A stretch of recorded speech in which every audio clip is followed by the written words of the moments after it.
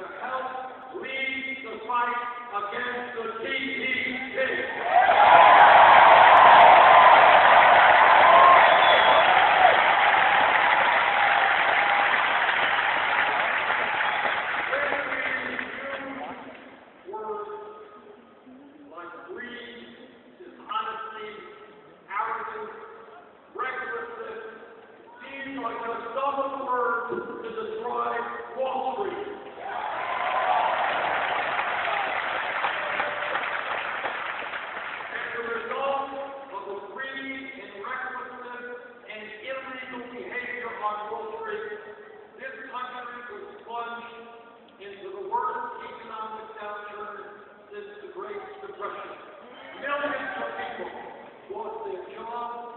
What their homes, what their life savings.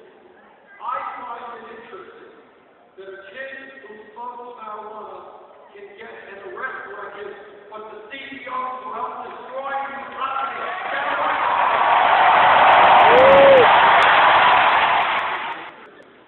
Bail out Wall Street because those banks were too big to fail. And yet today, most of those banks are bigger than they were when we bailed them out because they were too big to fail.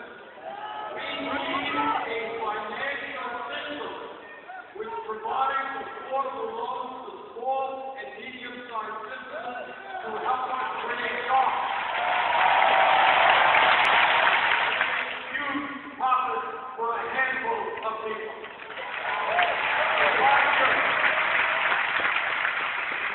Not only do we have to reestablish Glass-Steagall legislation,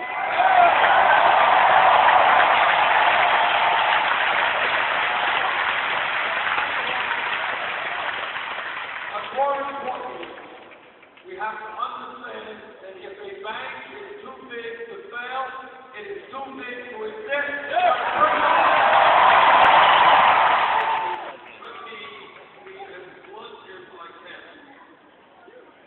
Telling you that as a result of the disastrous Supreme Court decision in the Citizens United case,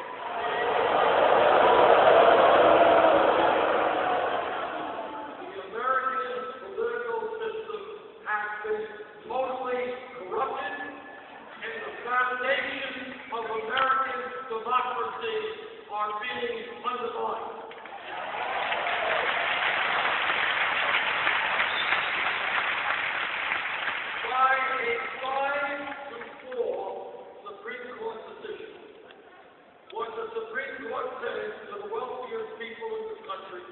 They said, guys, you already own much of the economy. Now we're going to give you the opportunity to own the United States government, and that is what they are trying to do right now. One thing, the Koch brothers. Obsessed with the Koch brothers.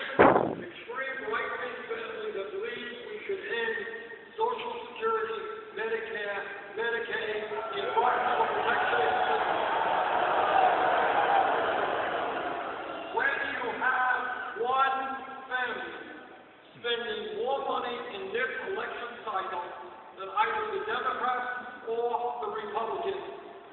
Brothers and sisters, you're not talking about democracy. You're talking about oligarchy, and we have not made many campaign promises during the campaign so far. But let me repeat one promise I have made to you, and that is any nominee of mine, the U.S. Supreme Court, will in fact have to pass a litmus test. And that litmus test will be that he or she will state loudly and clearly that they will vote to overturn citizenship of the Veterans Committee. And I talked to all kinds of veterans. Too many have put their lives on the line to defend American democracy, to allow a handful of billionaires to take it away from us.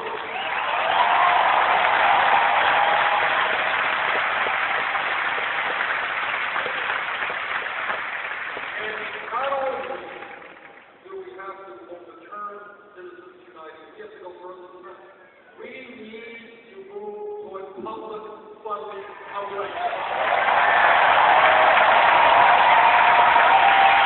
Public funding of election? I think that's what it says. Where when young people, regardless of their political views, they're conservative, Republican, progressive, whatever it is, I want to see people be able to run for office, to defend their points of view, to engage in debate without having to beg millionaires or billionaires to people. That's good. That's a good thing. And when we talk about democracy, let me say this, just a couple of weeks ago, I was at a debate with Martin Luther King III and people in the Southern Christian Leadership Conference. And what we were talking about and what we were celebrating was the 50th anniversary of the all-important Voting Rights Act.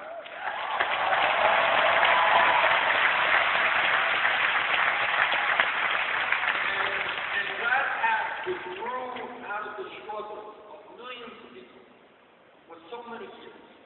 What that act was about was to say that in the United States of America, every person, regardless of his or her color, was going to be able to vote.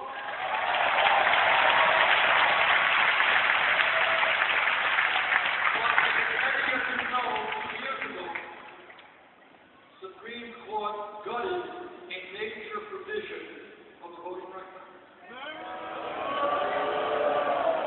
And the result of that is that in Republican states, many Republican states, governors and legislatures began to pass laws to suppress the vote. That's right. Under the guise of fighting voter fraud, they intentionally made it harder for low-income people, people of color, for older people, for students to participate in the political process. So let me say this. I'm a politician. I have run for office in the state of Vermont many times. Sometimes, most of the time, I've won. That's not true. Sometimes I've lost. But it never occurred to me that the way to win an election was to deny people who disagree with me the right to vote. In fact, those people who don't have the guts to go out and tell people what they think, those candidates who don't believe they can win based on their ideas, those candidates, those governors, those Republican states were trying to keep people from participating in the political process on nothing more than cowards. Introduce legislation for universal voter registration.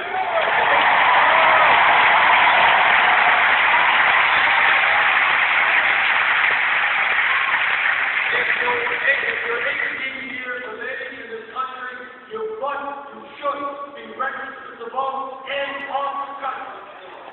And today, the United States is living in a very competitive global economy. And for us to succeed, we need to have the best educated workforce in the world.